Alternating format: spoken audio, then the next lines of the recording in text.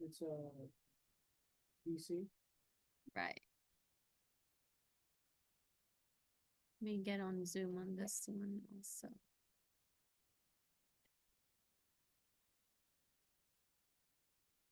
Then I guess I need to do it.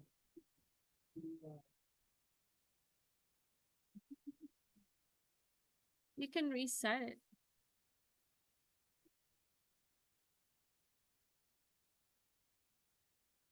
Okay, so we will talk about the project first. And it's important that we clear everything up before we start the project.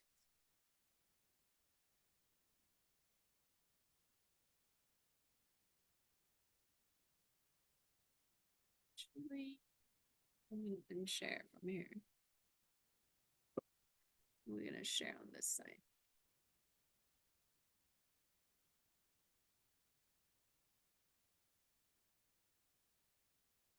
So you will find your project module after the final review. I had decided that I'm not gonna require the assignment for the final review, so you should use it as a study guide. So after this week, there will be no more lab. If I do write something, it'll be extra credit and I'll put it on there for you. So you can do it at home or you can come in to do it if you wish. I will be available next week. If we're looking at the calendar, there should still be one more week before Thanksgiving. So if you wish to come in to work on missing labs or your course project or any assignments that you need, you're welcome to do so. I will be available regular office hours and also class time. And then we'll have Thanksgiving also the following week, the first week of December, which is the final review week. I will also be available. What I can do is if you want, I can also either record or provide you, but you can go through these questions for the final review, which is available already. Okay. So if we look at the module, I posted it this morning because I have to give myself some time to copy all the USBs. Your course project is right here. Sorry, I put the 18th, but it should be the 8th. Yep, it's a typo. So it's gonna be due on the 8th, which is the Sunday before final exam. The feedback from the students in the prior class that they felt like if I required the final project during the finals week, it's a lot for the student. So you should have enough time. I think we have about a month, close to a month going into the project. And when you look at the project, it's actually not too difficult. You can probably get it done in like a day or so. But I want you to give yourself time. Okay, so when you click the page information, I posted the document. You are required to do project part 1 and part 2 for the full credit. This project is going to be required a USB. I created a USB. So you are going to check out a USB, and when you're done, please return it so that way the next class can use it. It's just when I recreate the setup USB, it just takes a lot of time to copy the USB. So let's streamline the process, right? So there are USBs there. If you pick up one, please put your name and put today's date. And then after when you're done, when you come back to the campus for the final exam in another class, or come back to this class, you can bring it back. Yes, question? If the project was more than the final. It's 15% of your grade. Your final exam is slightly higher. Yeah. So if you go to assignments, it gives you the breakdown of all your grades.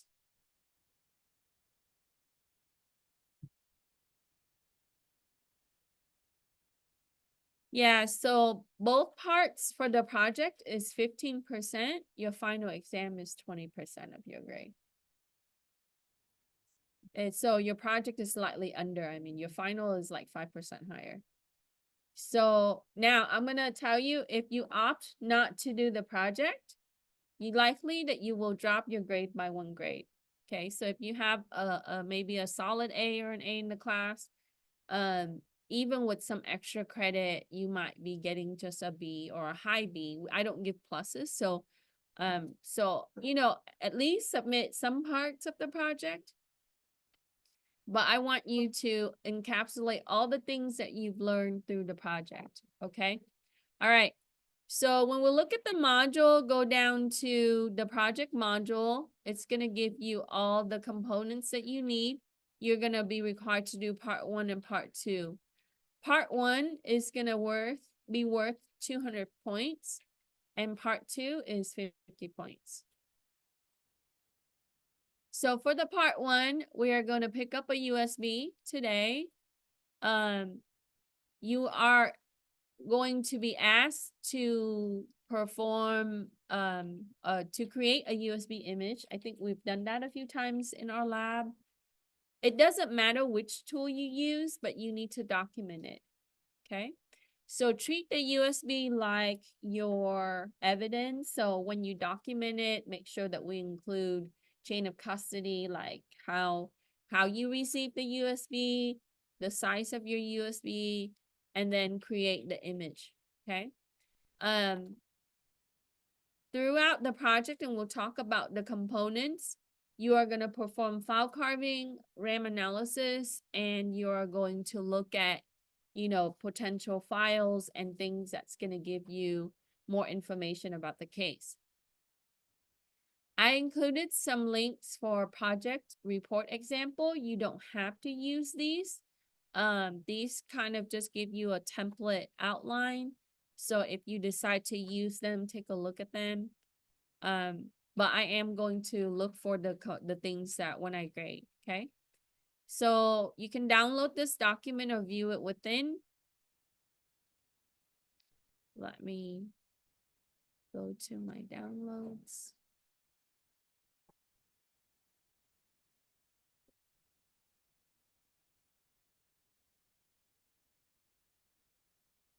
Okay, so the objective of this particular project is to capture most of the activities that we did in class.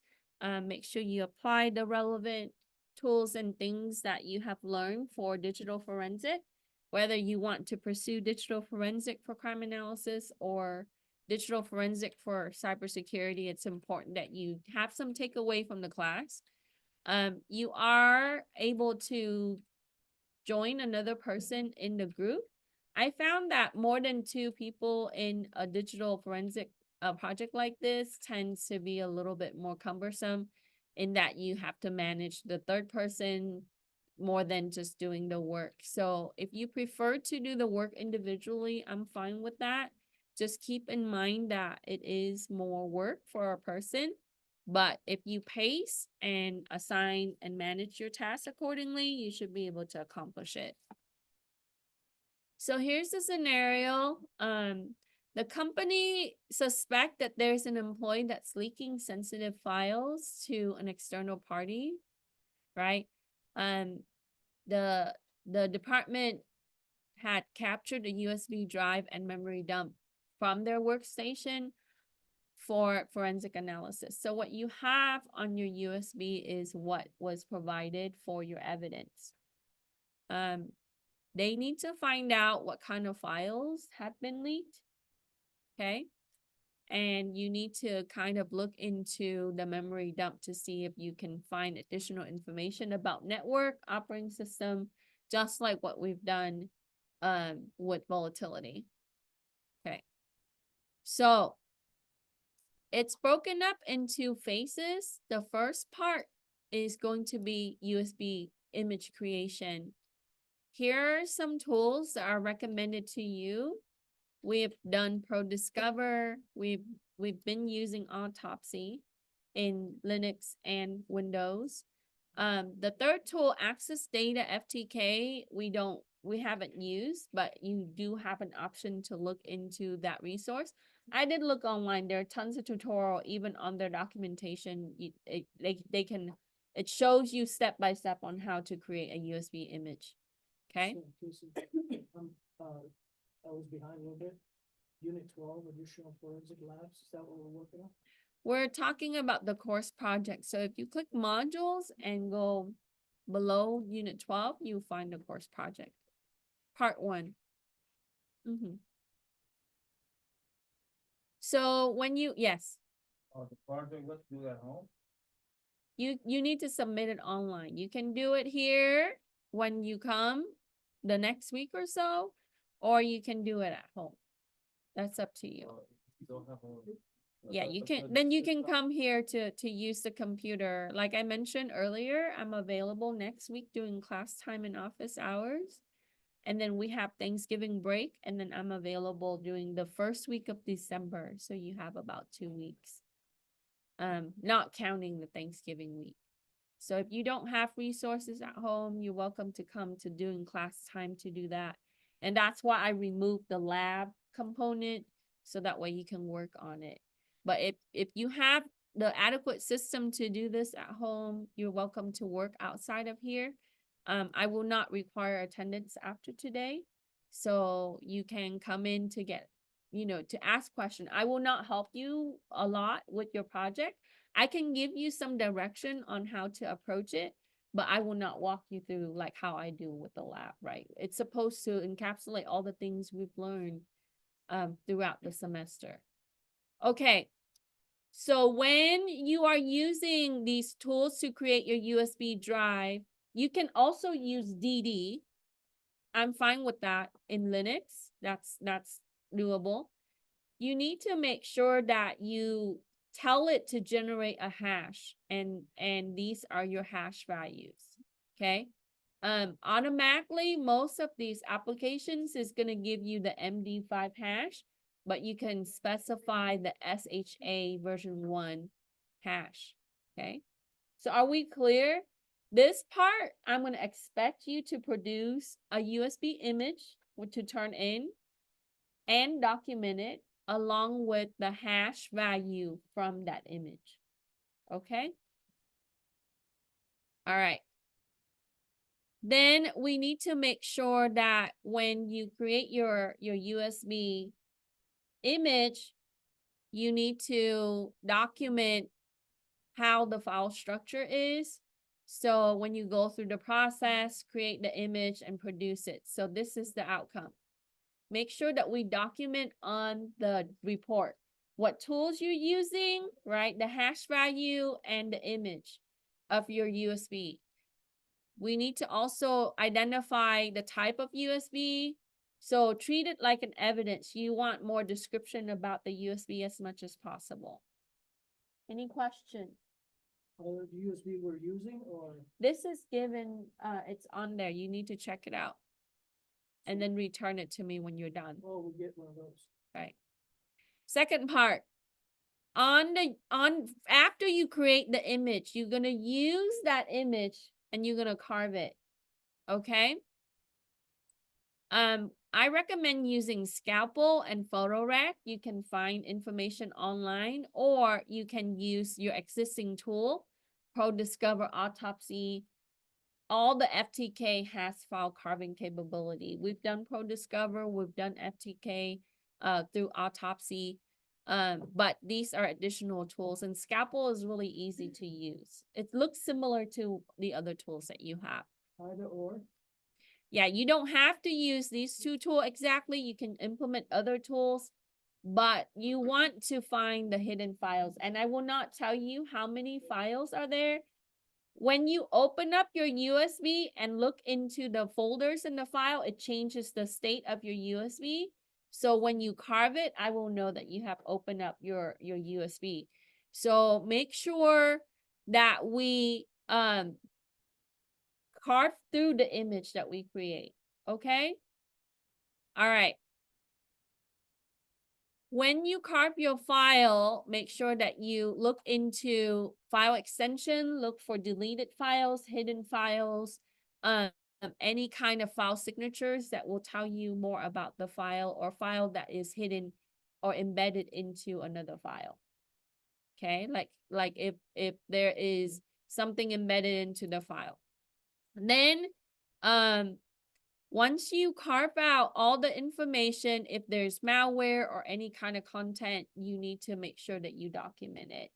Okay, so from that section, you need to provide a list of files that you have found, file name, metadata like the size, file type, the description of the file, as much description as possible. So just treat this like a report that you will present in court, like what we talked about. So document the investigation process and the finding of the files on the report. Third part, RAM analysis. You can use volatility, which we had used in Kali Linux, volatility 3. There is a version for Windows environment you can install. You can look into the documentation if you don't like using the command line. And another tool that you can find that will be useful for RAM analysis is recall.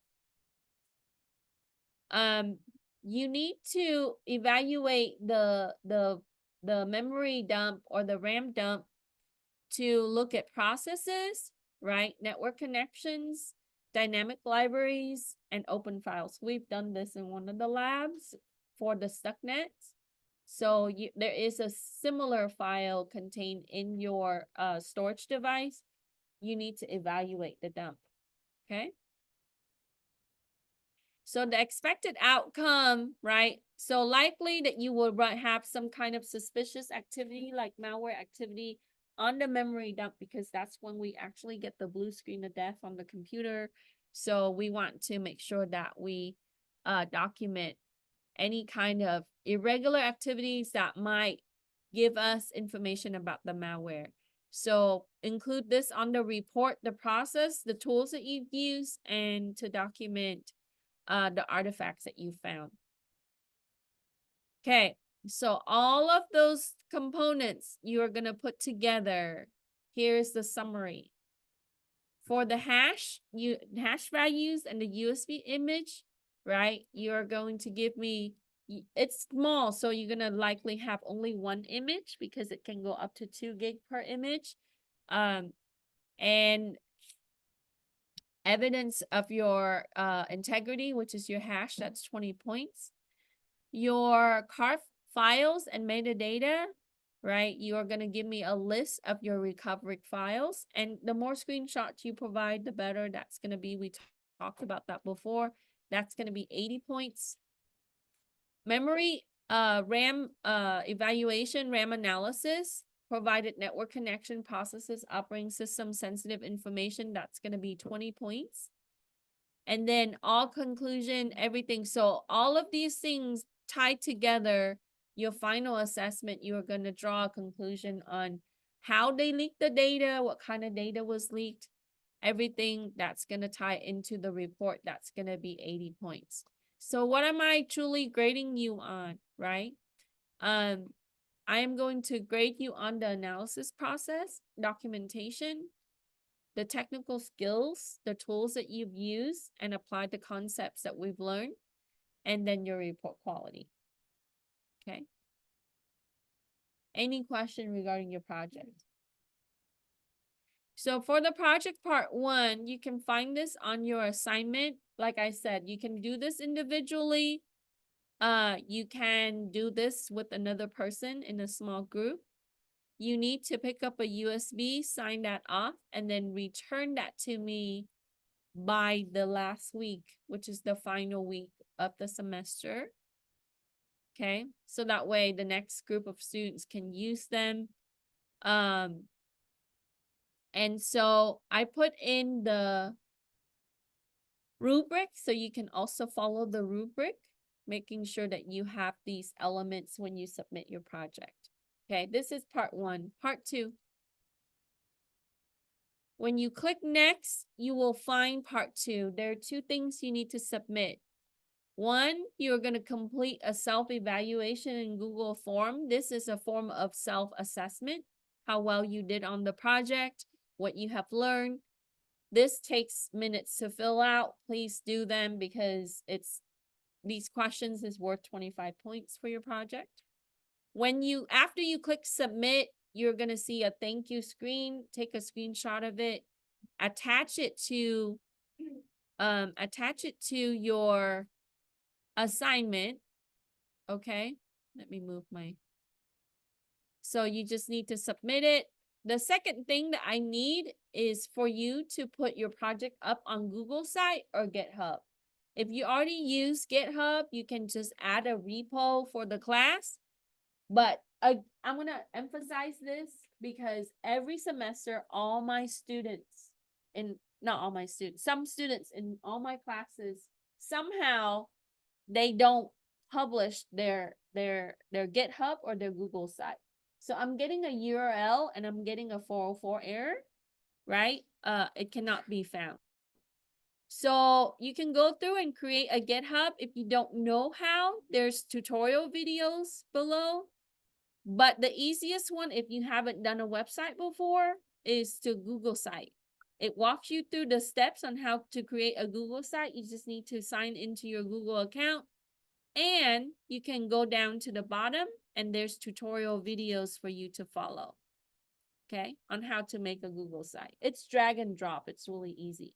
So what do I need on it? I just need your project, maybe a document you can upload, a screenshot, things that would tell other people that you have worked on the project.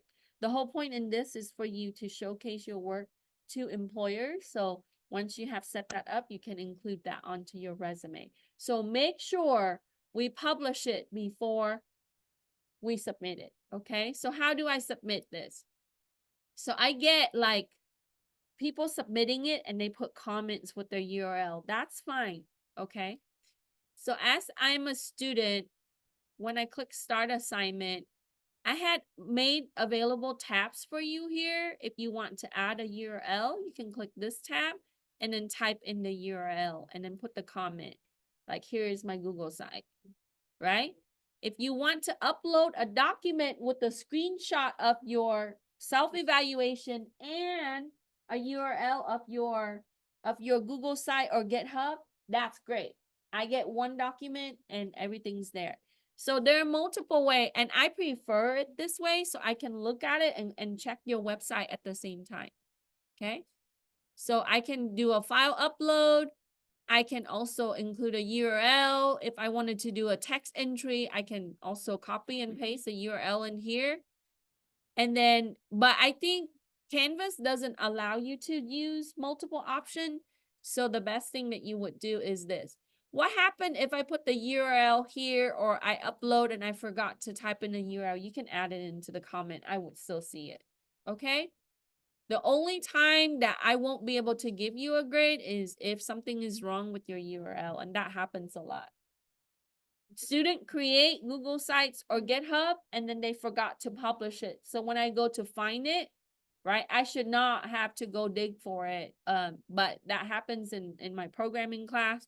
That happens in a lot of different classes. So make sure that we do that because, you know, it's going to be a 0. I have a 3 days deadline to get your grades up. So we are gonna try to get it. Okay, so make sure so this is gonna be 50 points, 20 points or 25 points. I should have changed this. 25 points for each. Okay, so combined, it's gonna be 250 points. That's 15% of your grade. Your final exam will be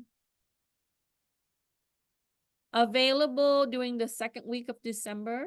Oh, I'm sorry. I'm in the student view, so it's not letting me.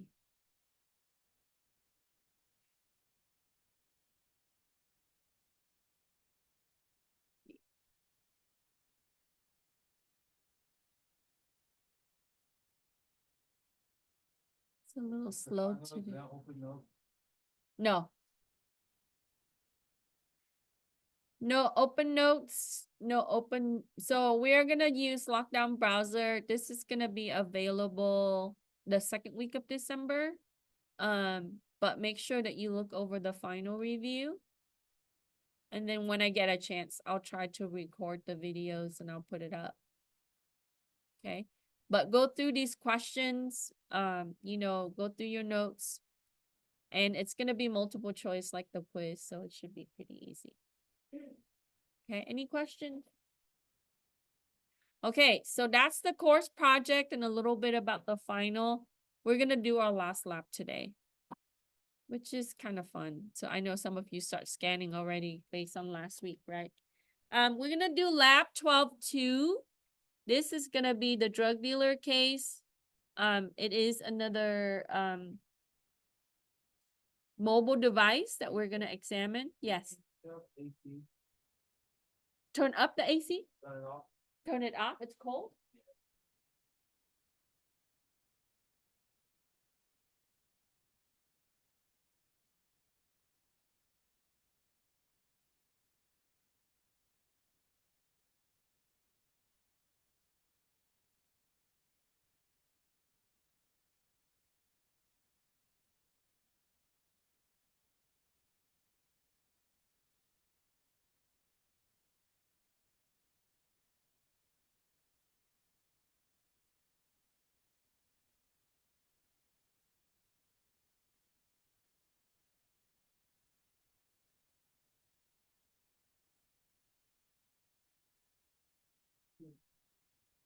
Thank you. So you should use 7 things. I'll walk you through that now. Any question before we start the lab? Okay, so the first thing we should do is to download the image. This is provided by Belkasoft. So they create another software suite very similar to what you've been using. So you can download the image, and that it's a small image, so you should be able to go through it quickly. Okay, so once I click that, I want to save it to my downloads, which I have here, right? It's gonna come down as a 7-zip file. So when you click the link, make sure you click Save As and put it onto your downloads folder. And then we're gonna right click and we're gonna go Show More Options, 7-zip, and Extract Files.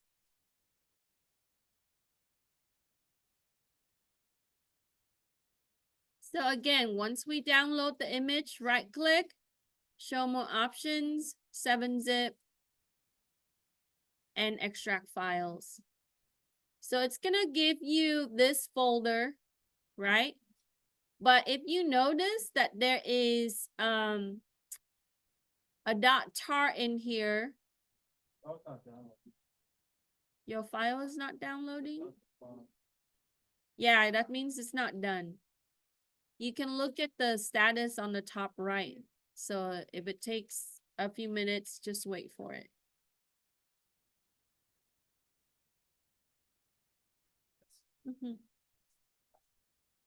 The password is on the document. Just copy and paste it.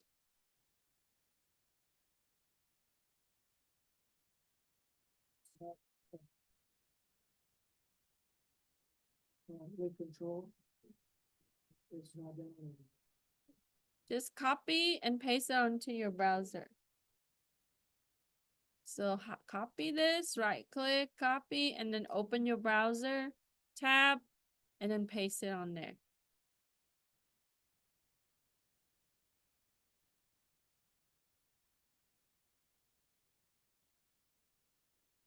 Okay.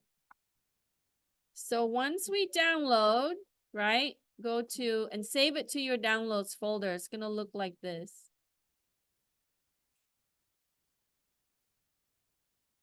We're gonna right click, show more options, 7-zip, extract file. Yeah, don't use Windows extract tool because it is a 7-zip file. You notice the file extension, use 7-zip to extract. When it asks you for a password, there's the password, just copy it and paste it. Is this gonna be on Edge? Yeah, but so when you download, you gotta click Save As at the top and put it on your downloads folder. Edge or Chrome. Chrome is gonna default to downloads, but for Edge, you have to click Save As. Okay, are we okay with the download and extract?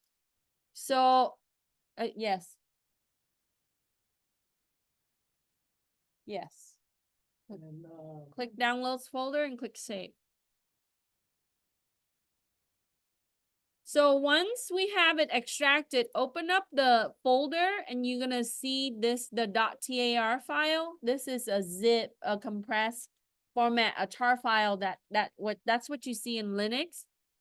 What you can do is you can right click it, do the same thing, show more options, 7-zip, extract files again.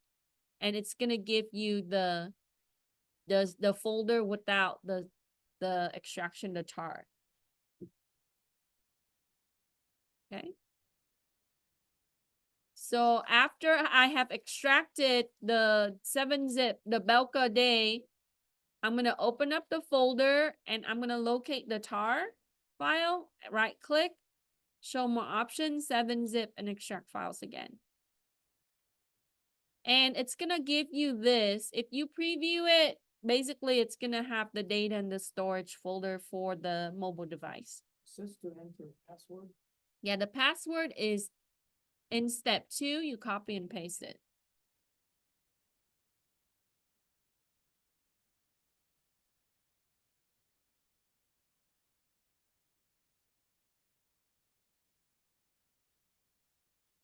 Just copy and paste the password, that's best.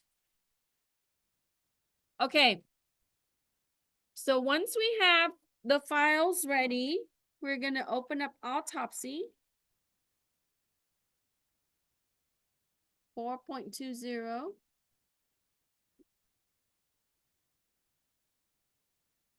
And hopefully it won't hang too long this time.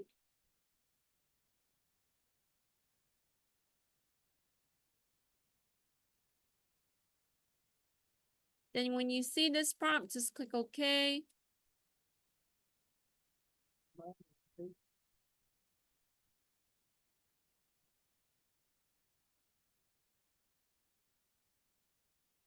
That's the project folder. Are you doing the lab? Where's your lab? Your lab document is here, right? Yeah. It's in here. No, it's this one. Yeah, so where's your lab document? The Word document? Lab 12.2. Okay, Yeah, so that's copy it. the number 2 and paste it into the password. Okay, so once we have Autopsy open, it tells you to make a new case, right? We always start with a new case, a new project. And we're gonna call it drug dealer. So this is part of their forensic contest.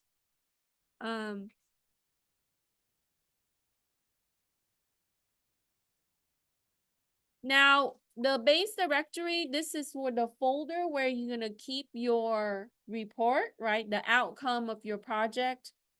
So we're gonna make a folder, right? We're gonna click browse. Just like last week, we're gonna click the new folder icon, which is the one with the red star. And I'm gonna put it on my desktop so I can see. So click desktop and then click the new folder icon. And I'm gonna call it drug dealer. And we're gonna select that folder. It's the folder without zip. Yeah, so open up the Belka Day folder without the zip icon, the third one. Mhm. Open that up. And then right click the tar file. And then repeat the process. Show more option. 7-zip.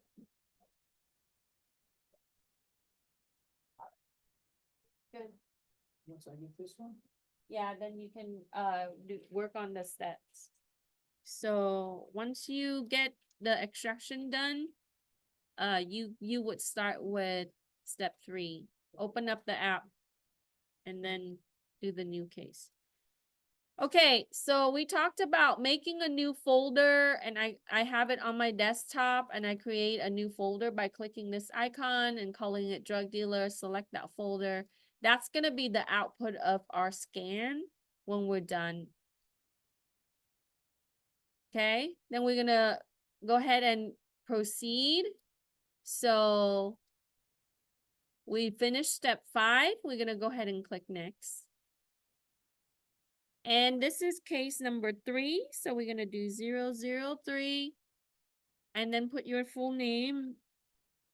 Because this, wherever you put here is gonna it's gonna insert that onto the report.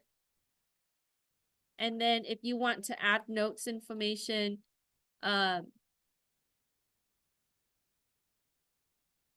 you can, but we're just gonna go ahead and click finish.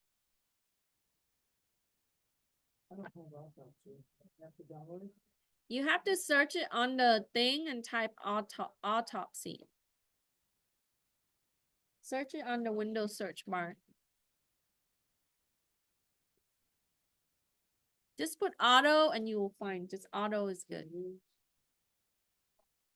Yeah, it's the one with the pit bull.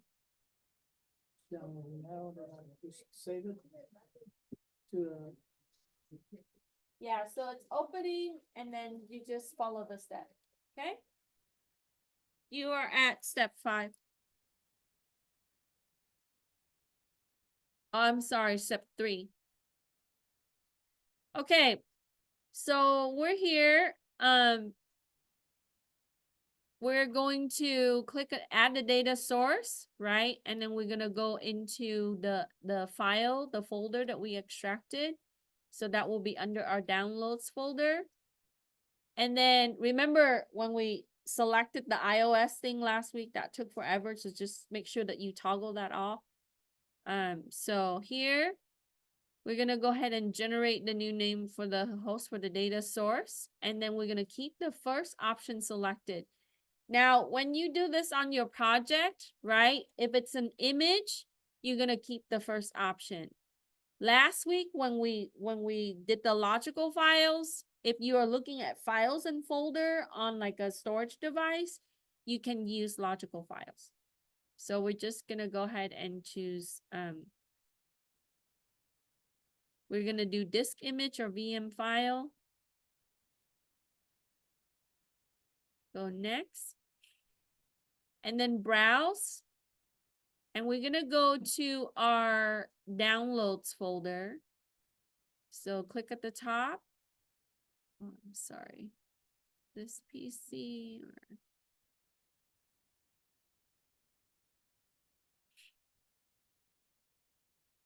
go to your user account and go to downloads and then open up Belka Day and then the subfolder, right?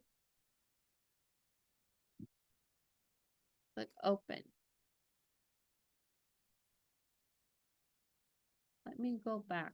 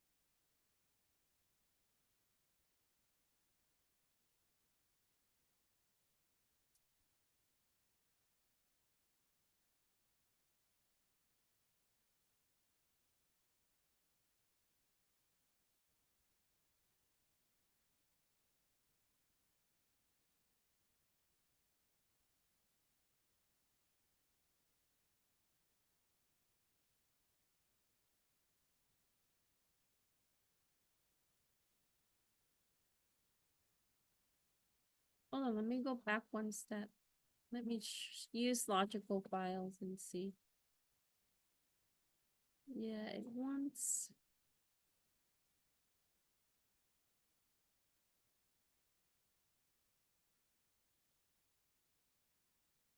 create the folder. in desktop? You click the folder with the red star on the top right.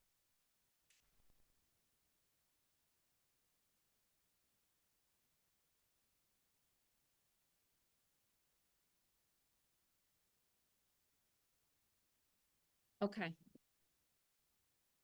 So I'm gonna start, I think there's a misdocumented step. We're gonna do, let's do this over.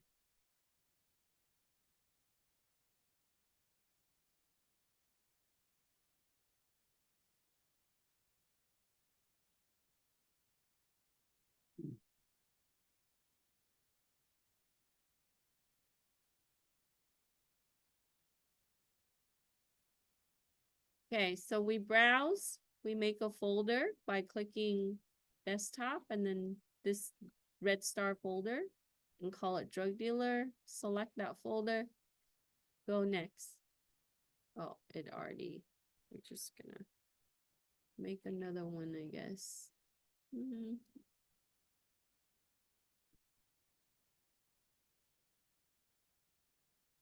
It didn't like that.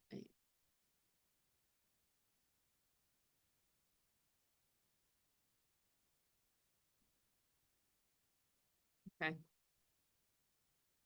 Then case 3, put your name, click finish. Go on that, single user next, Yeah, case number 003, where do I put that in? you. You gotta proceed. You gotta click next.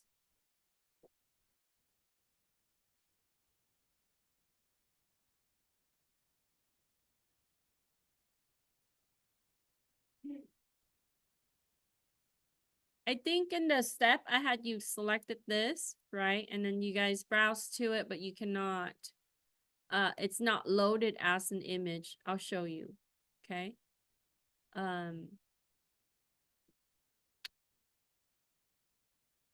Because when you go here, you won't be able to get the ASUS. So what you need to do is on this step, instead of selecting the first option, go logical files.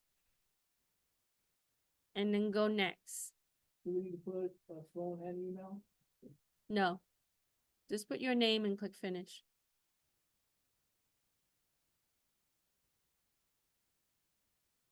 This is where you are, right, Gabe?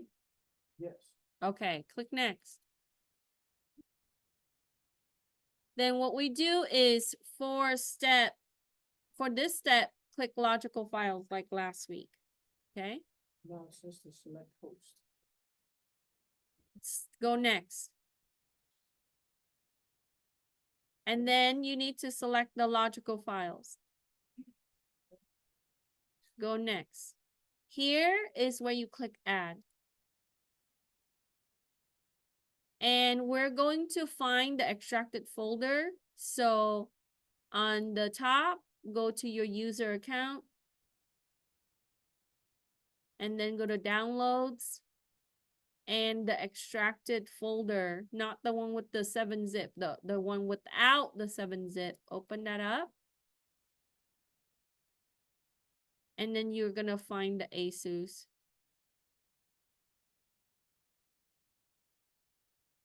Click select.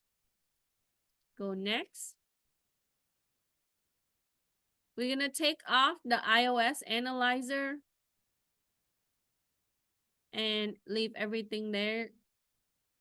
We're gonna go next. And then finish. So, select data source. Got that? Click add again on these things. We said take off which one? Plaso? The iOS one. We'll leave on Plaso. Yeah, Plaso is not selected. Open it up. You can, yeah, you can select that. That's fine. If you select the whole folder, it will do. Go next. And then Deselect. Go, scroll down and deselect the iOS. So if you guys select the whole folder, that's fine. It's gonna just ingest the whole folder.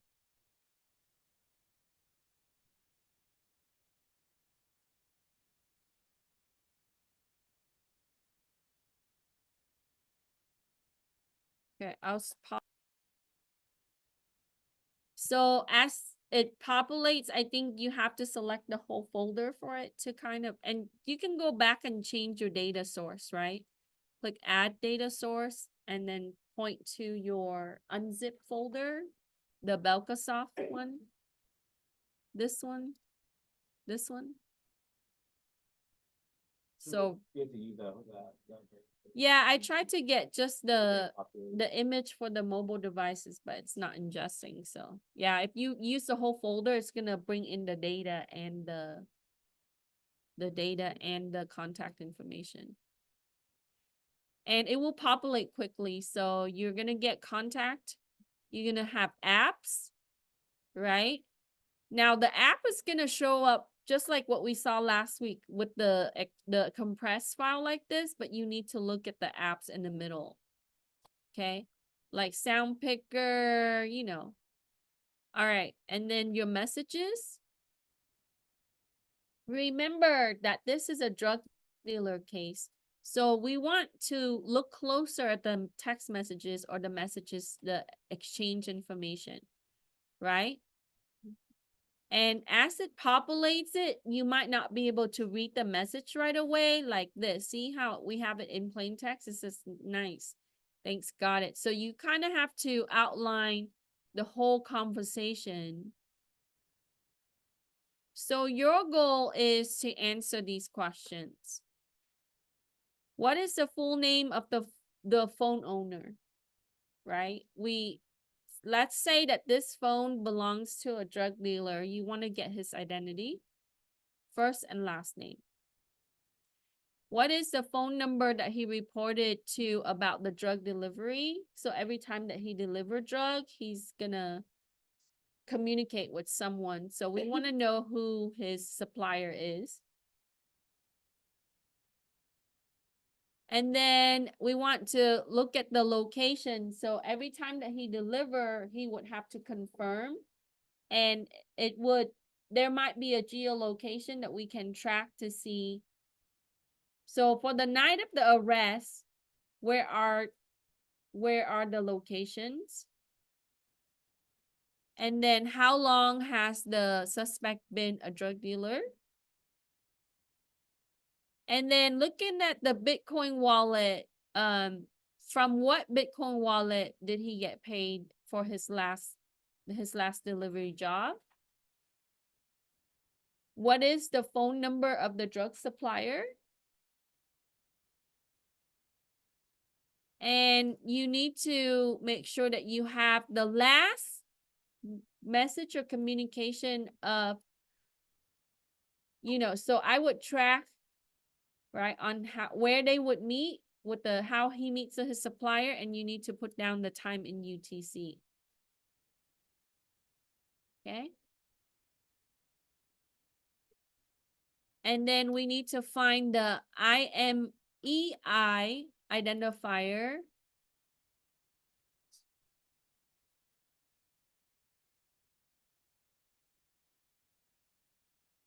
So you can try to look up, basically if you do cell records lookup.nsa.fyi, you will find the IMEI identifier.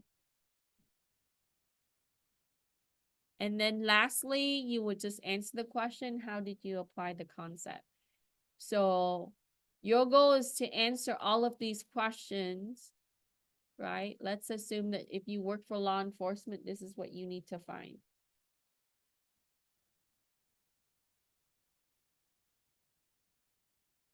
Mine is still searching. Yeah, so it's gonna populate like this, and you should start looking into the messages to find your answer. Okay? Messages, contact, programs. And then when you get to the EXIF metadata, that's gonna be the images. remember that he has to send some kind of pictures for confirmation. I mentioned that I gave you guys that as a clue. So once it's able to give you that information, you should be able to get some kind of information on their drug delivery and exchange of money. So start with messages and go down. Yeah, so under the artifacts, you need to go through and expand, right? You can get contact information, email, phone, WhatsApp, and then go through these. When you see the numbers, that means that it gives you the finding. Okay? And you would need to look through and answer the question. And that's part of the analysis, is to look through the details and answer your questions. So once you expand artifacts, is that like question 1 and 2 and 3? It's not necessarily in that order, but you have to find the information. Okay? So first, find the full name of the phone owner. Who owns that phone? There might be conversation in messages. There might be things in email that refers to his name. There might be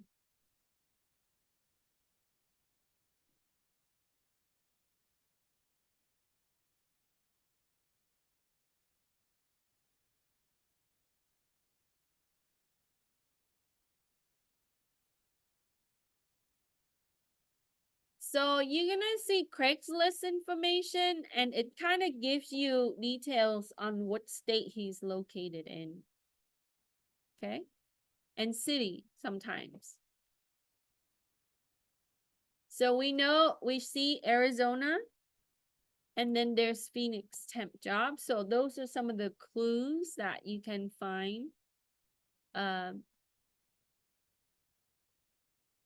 So that's web history I'm looking at, right? There's Phoenix, Arizona news. So we know that he's using the phone in Phoenix, Arizona.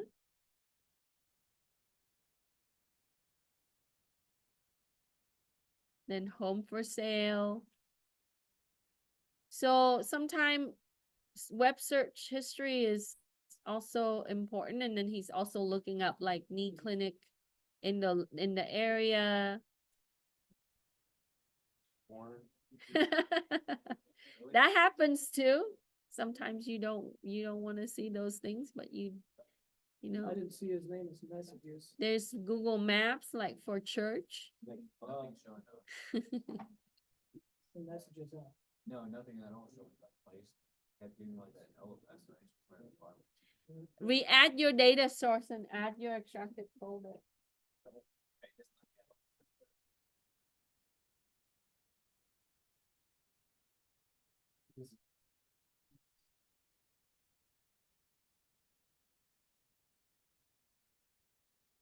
Go back one step. Where's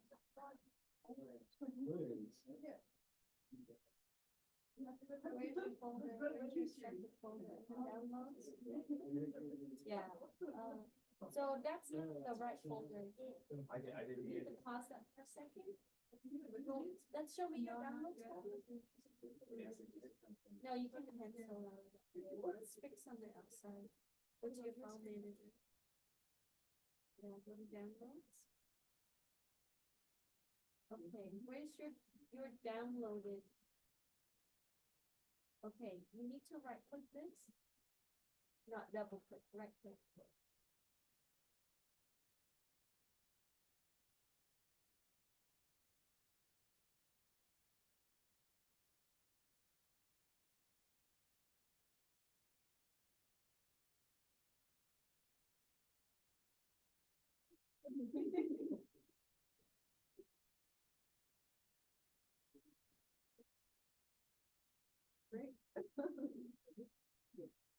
So if I can't find it in messages, There are many areas, web, search history, messages.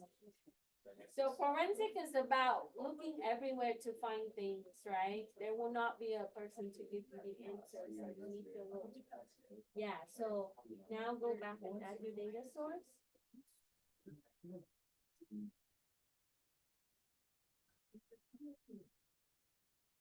The Delta soft that's extracted. It's selected. Uncheck the iOS. And then uncheck the persona.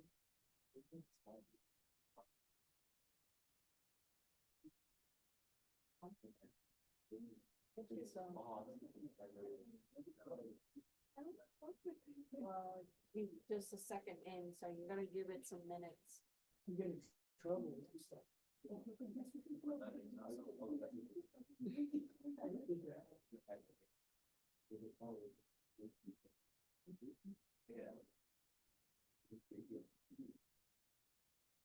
Is it still not zero? Yeah, it's not, it's like, says like 3 more or less, so. Oh, yeah, it's populating. You're good. Okay, so as as it populates it, you're gonna find details, right? And there might be things that you might be looking offensive, right?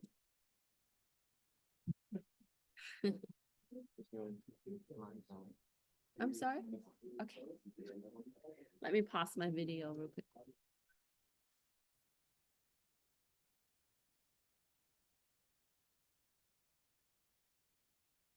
So in web history, we get a little bit of information about Craigslist and job search, and we know the city that he's located in. And then look at messages and contact to associate who's who.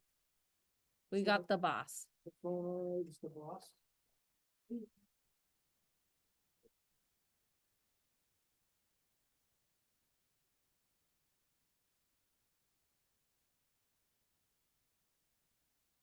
Okay.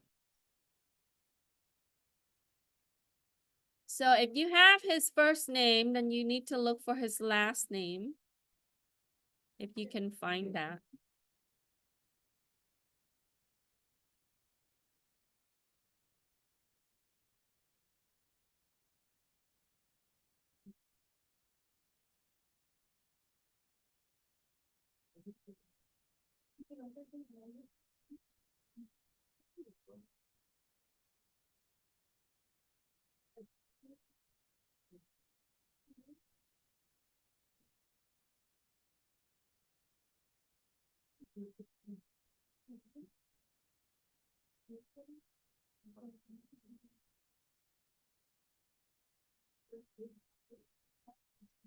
So there's some Google Map search that's going to give you like the geolocation that's required. So look at those, right?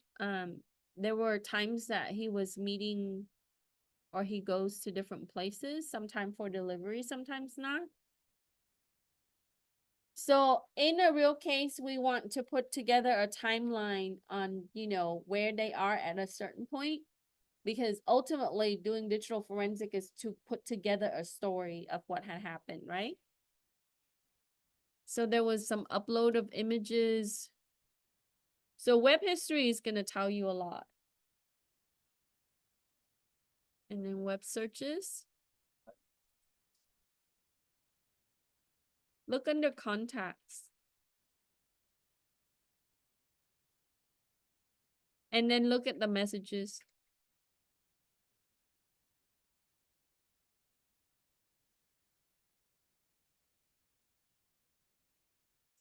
Mm. I don't see his name.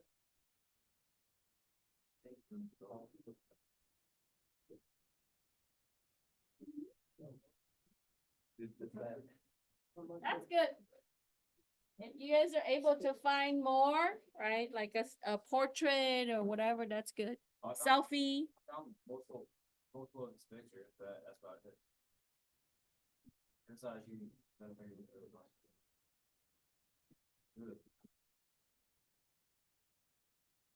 So we can go to images and video, and then we can load that, right? There's some female images.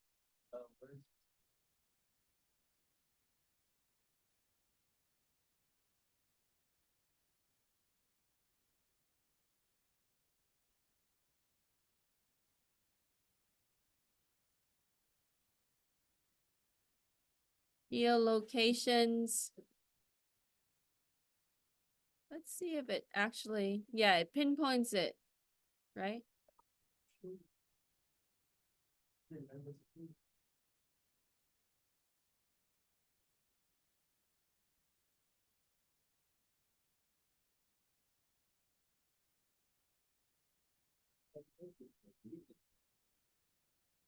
So if you go under the user content suspected, it gives you like 100 and something. You can look at their pictures.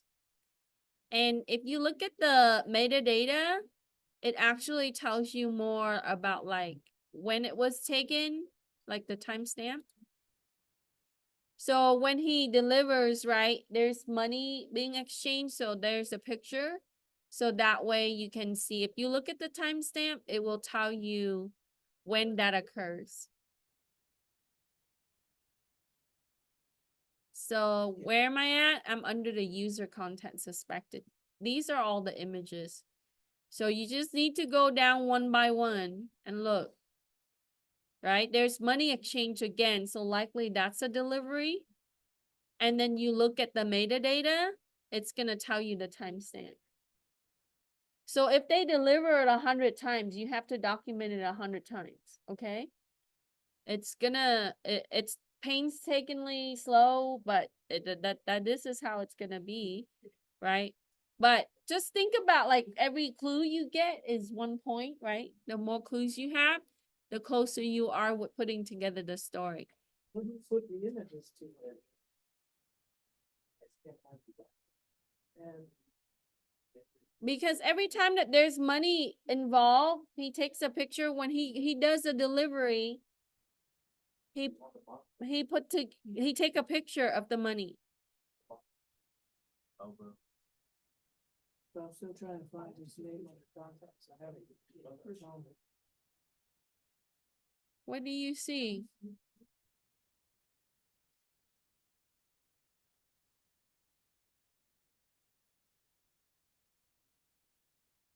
So there's money again. So all of these are.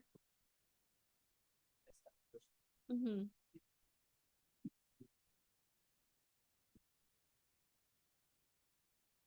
So technically, you got, that's the point. That's smart. Use the time, right? Right. If use the time. Yeah, basically it's a timeline. That's great. Oh, that's all you have to put together. So if you look at the delivery picture, every time he delivers, he takes a picture of the money that's handed to him, right? For the boss. So if you look at the timeline, the later the timeline, that just means the later the delivery, right? That's my clue for you. And they should hire. You have a clue for his name? It's under context. That's all I can say to you. Can't find contact. Well, I did the contacts and it's not. Look on the right hand side.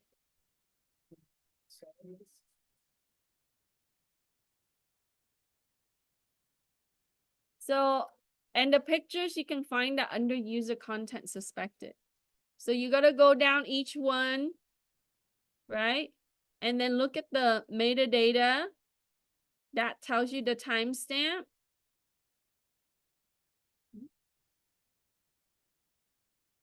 And then we can go down further, right? We can look through. There's some pictures about the city, so there's some more. There might be a selfie.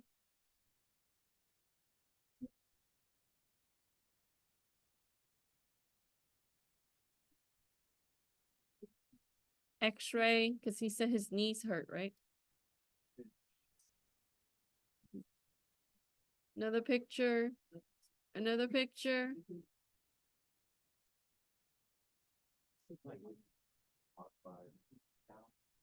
Finds. Last modified.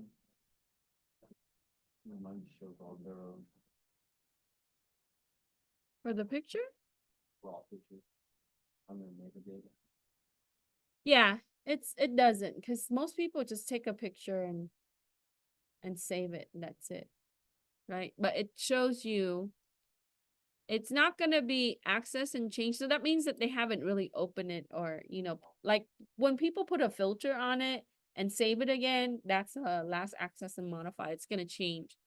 But if they only took a picture and save it to the image, it's gonna be once. Right? And your hashes are there. Is this him, Arnie? I don't know. Why don't you, maybe. If you think it's that, then put it down for the answer.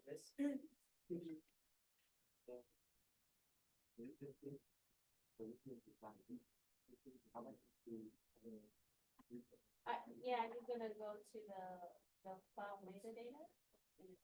Yeah, all the picture have metadata. Yeah. Where this is a contact?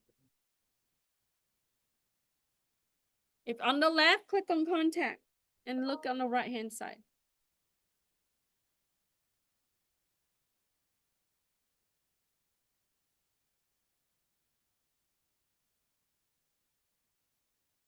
We'll go either the boss or Arnie.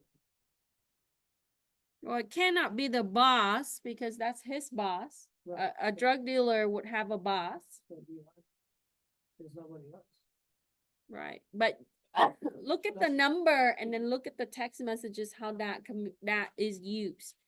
How can you tell if someone, right? I can put myself as a contact, right? But when I send a text from my phone, it's gonna have my number. So look at the number and how it's associated with the text messages. So you kind of have to think outside of the box when you look for these answers, right? Sometimes it would be direct and very obvious. Sometimes you have to look like behind it. You have to look a little bit further, like for hidden things. So in the messages, it's nothing about Arnie's. It's not about the name, it's the phone number. Right? If you send me a message, it should show your phone number. Isn't that true? Mm-hmm. Well, It depends. But you're on WhatsApp here in the messages. right. It's still associated with the phone number.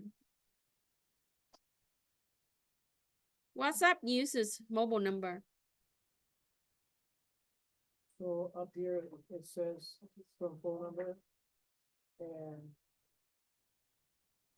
he has this right in here. Mm-hmm. That would be that phone number, but there's so much other crap. Well, you have to look at all so much other craps. And forensic is about looking at all the other crap. You have to look through everything, right? So this is why this field is a little bit patient required, right? You have to look through it. I gotta go back to contacts to see Arnie's phone.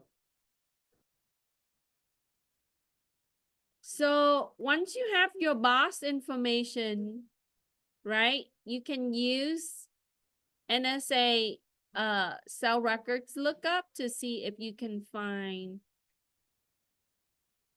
IMEI.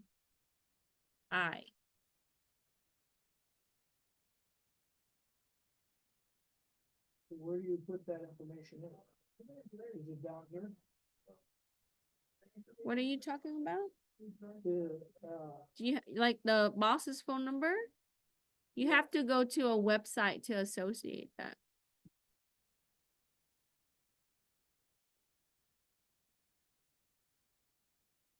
This is not hard. So if you copy and paste what I have given you here onto your browser, it's going to open up this website from the NSA. And then you need to put in the geolocation and the timestamp. This is why the metadata is important to us. And when you submit it, it's going to give you the identifier that you need for the mobile phone. Okay. So I just need one metadata piece from the picture that you've taken on your phone, and I should be able to pinpoint who you are. Well, so I just take a picture, take one of the pictures of him to find his name and all that? What are you talking about? Cause I'm still on like part A versus like, what's the full name on the phone? Like, If you cannot find that, you need to move on to the other questions, right? Because if you don't, okay, so when you look at contacts, you have this information. So potentially, can he be Arnie? Well, we don't know. We need to look at this phone number, right? This phone number, because it comes up twice.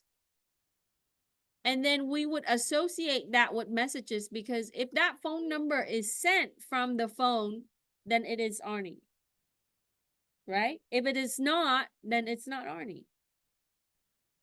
You understand? Because if you send a text message, that number is shown as a sent number.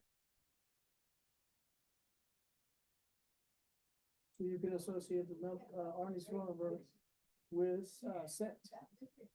Right. With outgoing messages. Isn't that true?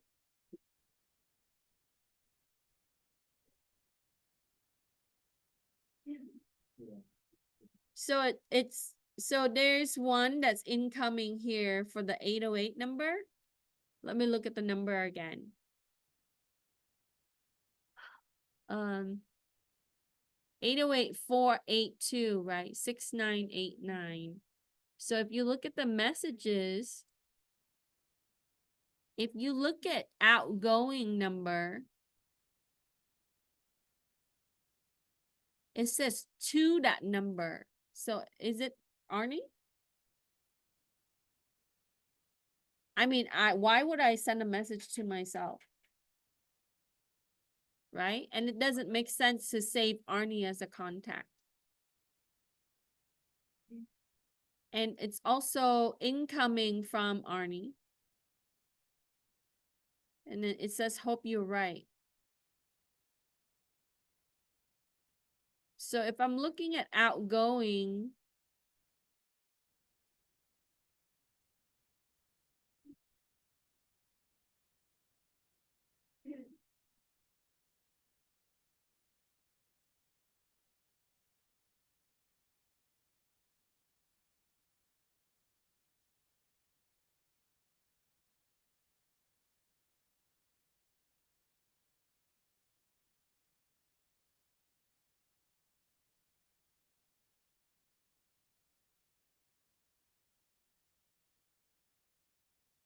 But on the phone number, it doesn't show a phone number, it just shows. if you can't find that one, find the next question. Yeah, try to find as much as you can for the time that we use. Okay, I'm gonna pause. Suspect's delivery location, I gotta go to.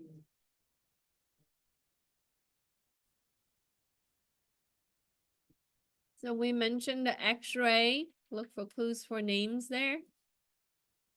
For the longitude and latitude, find the latest delivery or the most recent delivery, that will be the last one. And then find the coordinates by doing analysis result. You can find that there, and you can use Google to locate that.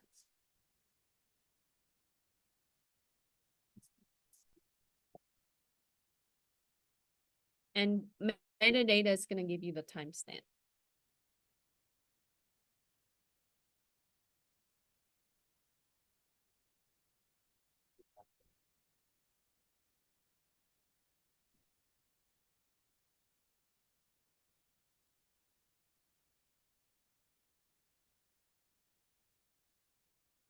You can sort it too, like messages, you can sort it by the earliest or the latest by clicking it. So if I do ascending or descending,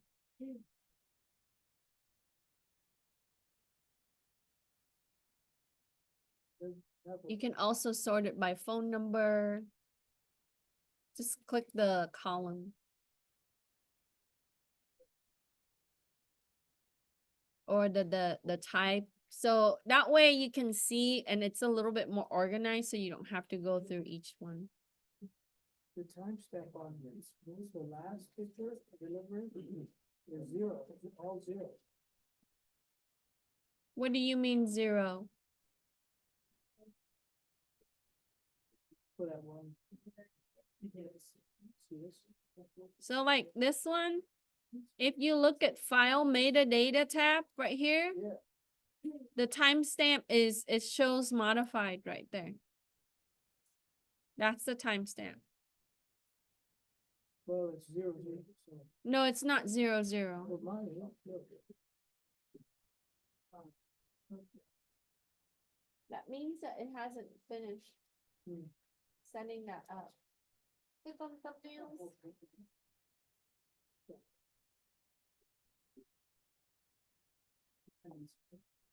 Now click on the picture. On the file metadata. Yeah, that's it.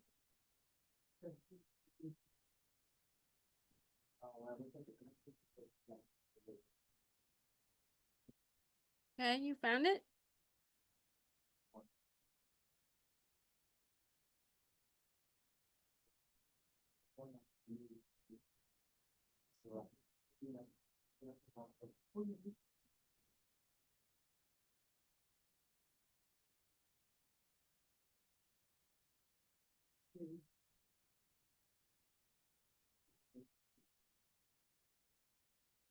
Anybody find Bitcoin information? I mean, I found a picture of like the staff for like, Oh, for the stat for Bitcoin? Is there any clue on it? no, I think Now that you guys are picking that up, huh?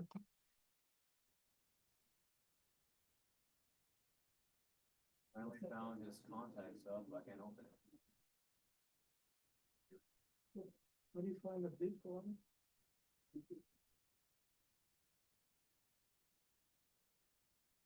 So that must be an app.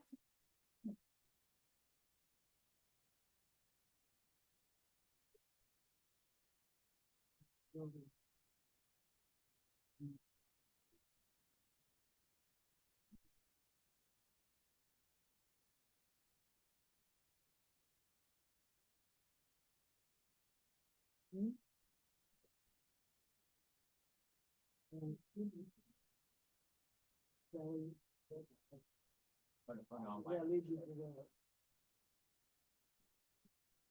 I know, You looking at the picture? I was like, I'm trying not to, man. This guy's crazy. I don't know.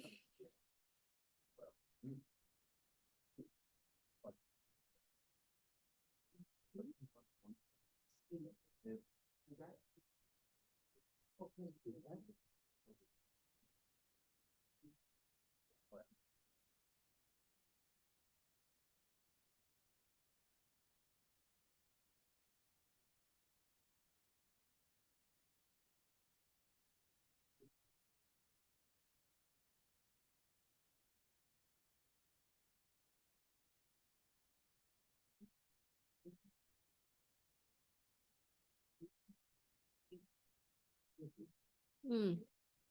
Where would you find that? Find it. Well, I'm looking. Give me a second. I found everything. Well, no. find the wallet? Wallet, no. What's the one or two about you? I literally just typed in drums. I know it's typed in.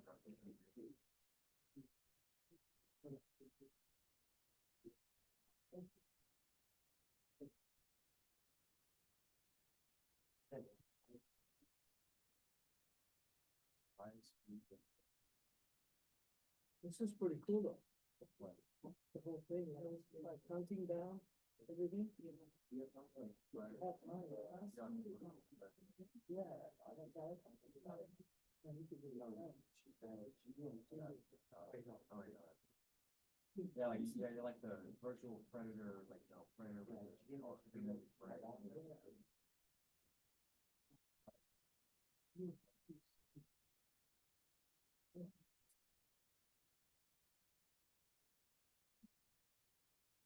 Must be pretty good because this case he's still looking for the wallet. That's a plan specified information. Yeah. And he owns a town on Amazon. So their software is a lot more advanced than what we see in the free software that we have.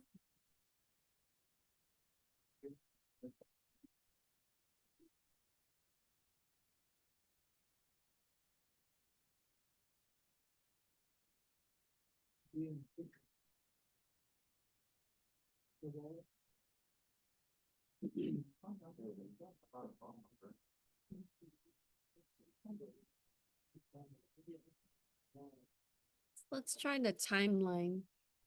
Oh, I think I found the phone number. Hey, yo, what was his boss man's name?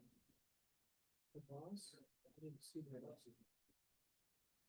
I think this is the one where.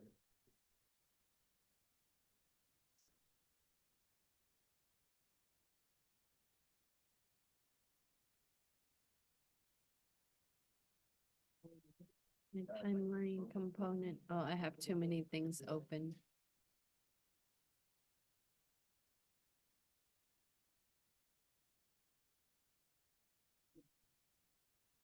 So if you guys use the timeline, if you click details, it actually map out all the things.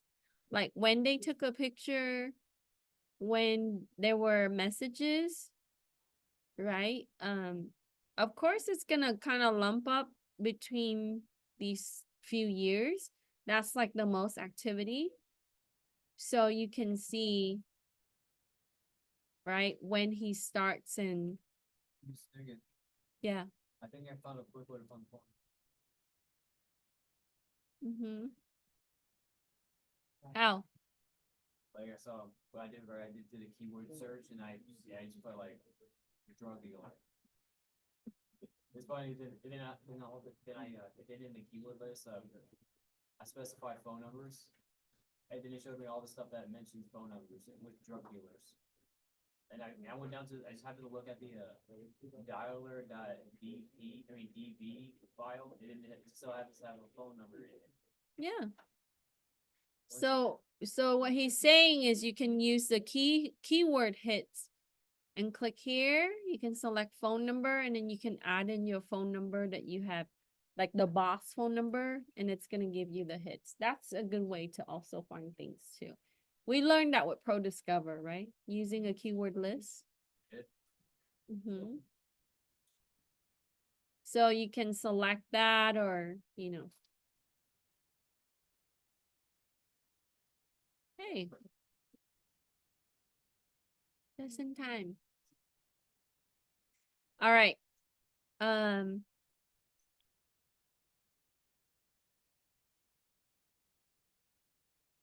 So we should be able to find the phone number of his boss. That's easy. We just need to find the last time that they communicated. Or where they met, actually. Did you ever find a wallet?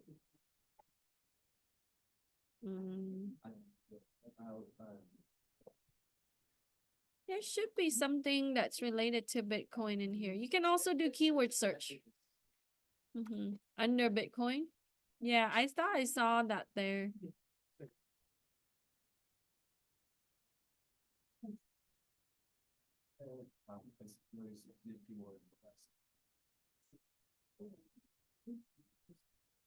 Yeah, you can do keyword arrest.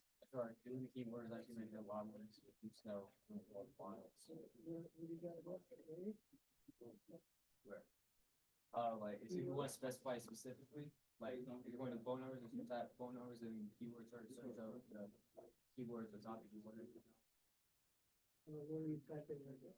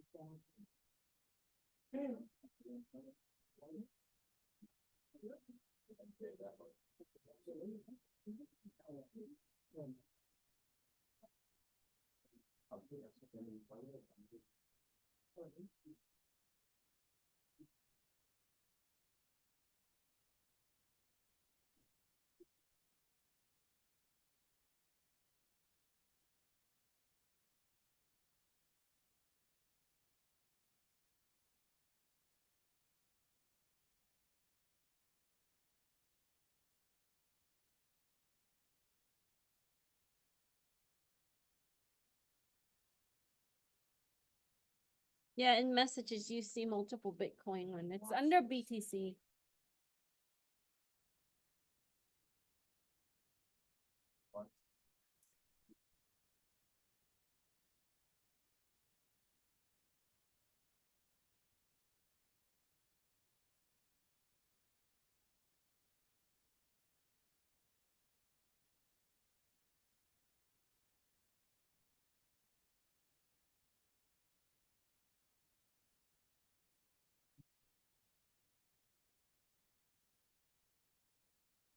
You can also do keyword hits for these two. You show me how to do that. Keyword. What is that? Oh, it's on the top left right here. And then you can put in like a phone number.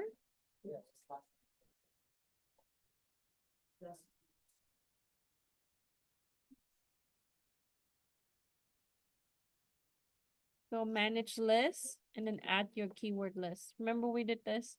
Create a new list and you put in your name of your list and then add in your whatever. So if I say drug dealer, okay, and then new keywords, and then I can put in like arrest.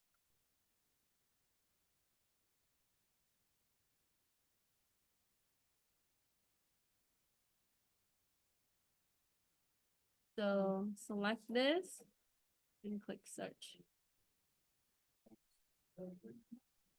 So to use your keyword list, make a new list. So manage list, new list.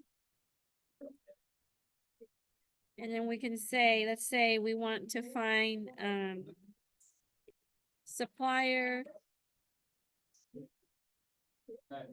and then new keywords, and you can put in their phone number or whatever boss. Oops. You want exact match or regular expression, however, but I normally put exact match. Click OK. Click close.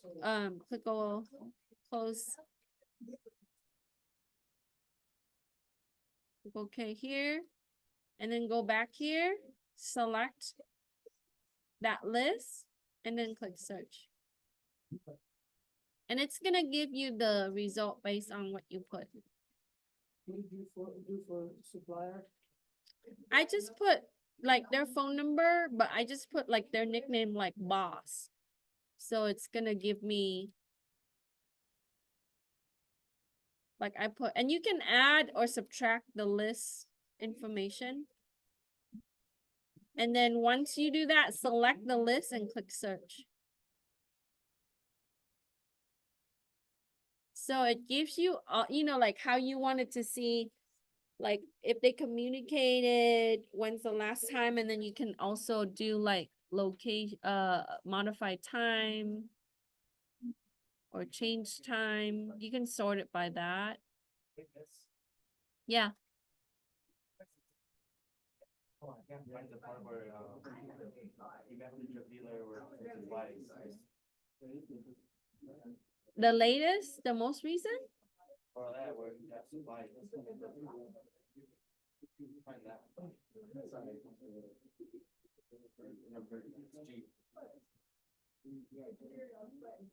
When was the last time the suspect met his supplier? This one says.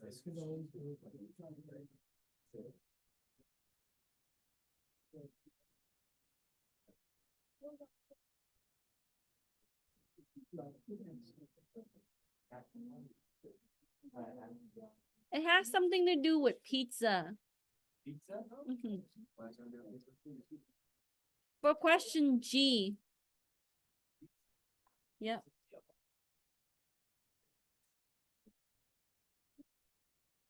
For question G, when was the last time the suspect met his supplier?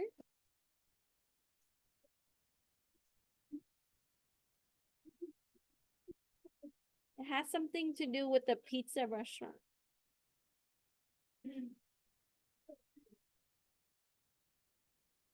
Pizza Hut? So it'd be in messages that you mentioned? Maybe search for it or look for something that would give you the geolocation.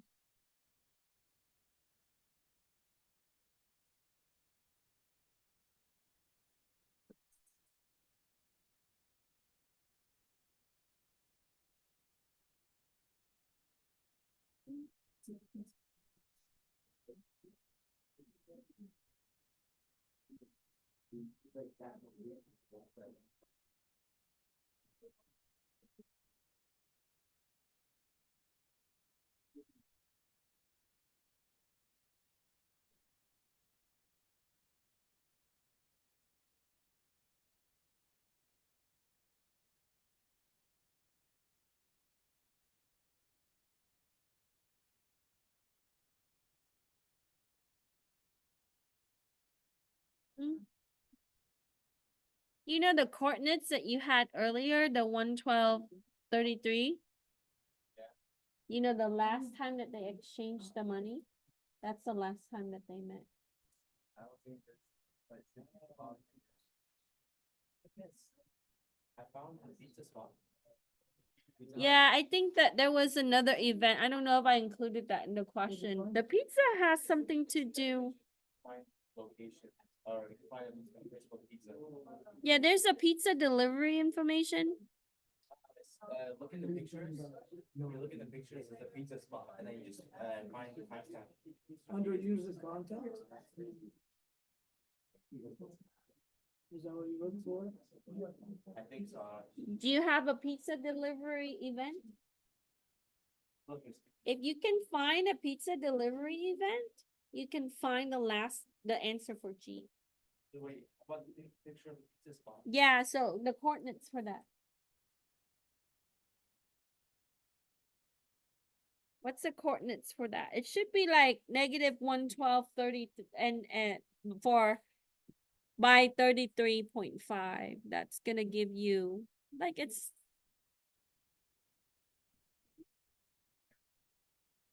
let me search.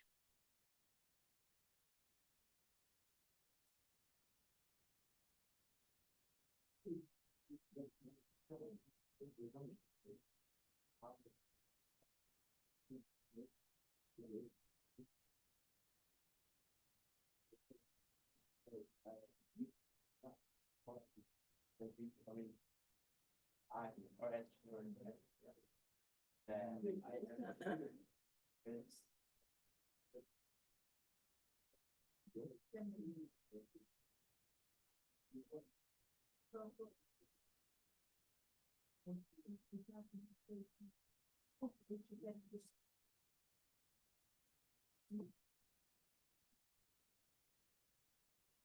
Okay, if you do keyword search, create a word list for pizza delivery. And then it's gonna give you exact coordinates for it. And that's the answer for G. One key here. It's actually an event on the calendar for the delivery. And that was when his supplier delivered. Did you went to the His supplier drive. on the keyword? So keyword, make a new word list or edit one. I just made a list called supplier. So manage list, new list, and then I call it supplier. And then in the keyword on the right side, I just put pizza delivery and click OK. And it's gonna come up with two events. And on the event, you would see the coordinates. It's only asking for the timestamp, it's timestamp. Looks like it's asking for like a polling location. The timestamp. For the timestamp, Okay. yeah, it should say the modified time there. So when you do pizza delivery. April 18, 2021 at 4:13 PM. But you need to make that into UTC. Yeah, click on. Yeah, you can delete the other ones. Like over here. Is it boss? Yeah. Just put it to yes. Delete. Yeah. Just gonna keep the last one. Delete keyword. No, you gotta go back to it. The supplier some. Edit. Manage list. No, supplier. Edit that. Delete that. Click on it and then push.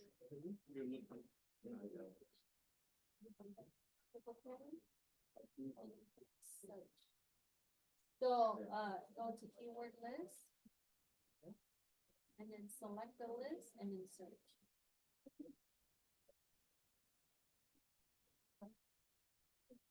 All right.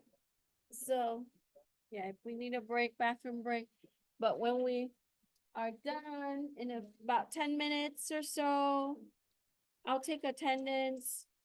Again, next week, attendance is not required. If you want to come in and work on your project, that's fine. I will be here from office hours until class time or through class time. Then Thanksgiving week, no school. Then the first week of December, I will be here again, right? So make sure that you utilize your time accordingly. Look at the project requirement. Work on it a little bit at a time so you can get it done. It is due on the 8th, the Sunday. And then final exam will open the following week. And then after that, we'll have winter break. Okay, so we got most of the answer, I hope, right? We should be able to answer a lot of these things already. Bitcoin wallet, we saw that in the messages.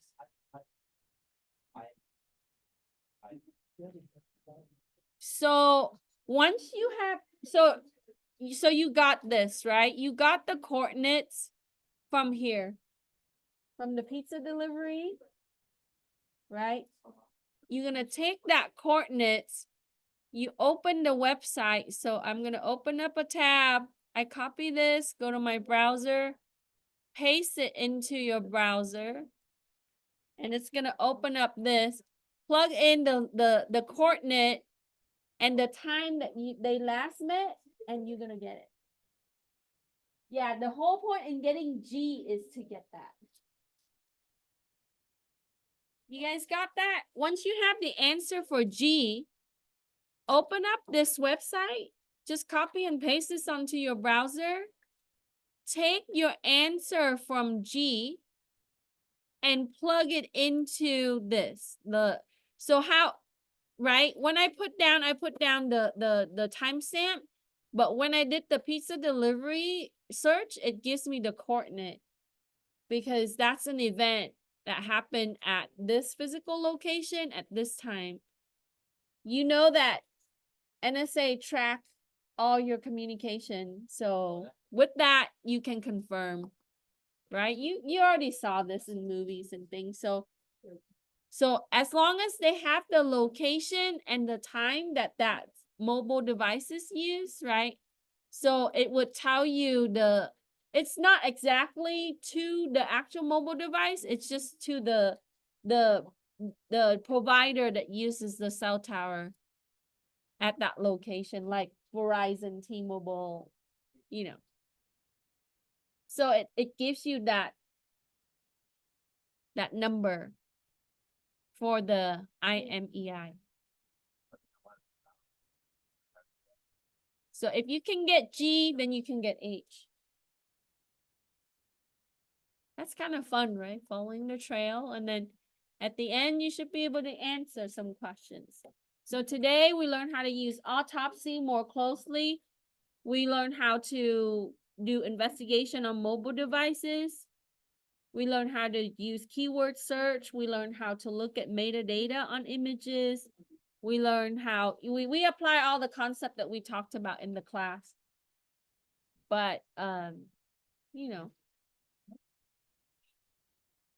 And then with these things, we kind of have to think outside of the box to find some additional information. So if something doesn't work for you, right? If it's not giving you the result that you need, you kind of have to think about alternative ways to find the information. Can you show the pizza spot? Yeah, so what I did was I used a keyword search. So I made a keyword list. So go to keyword list, manage list, and then I make a new list. And I call it supplier. So here, let's make a new list, call something else. Call pizza. And then on the right-hand side, you're going to click new word. And then you just put pizza delivery. And click OK. So this pizza delivery is associated with this list. And then you're going to click OK. Once you have the word, you're going to go back to the list, select pizza list, and then click search. Again, keyword list, select the list that you made, which is called pizza, and then click search. And it's going to come up with the coordinates right here. You can expand it, and then it's going to come up with the time that was scheduled for pizza delivery. Thank you.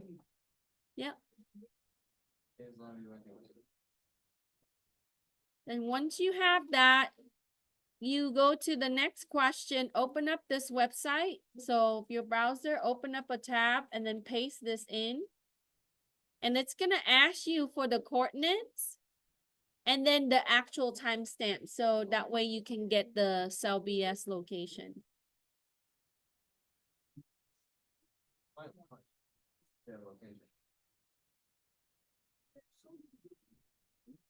And you can do a lot of the keyword hits for similar things like arrest, or if you know, if that you cannot find, then think of an alternative way to find the information. Okay, I'm gonna stop the video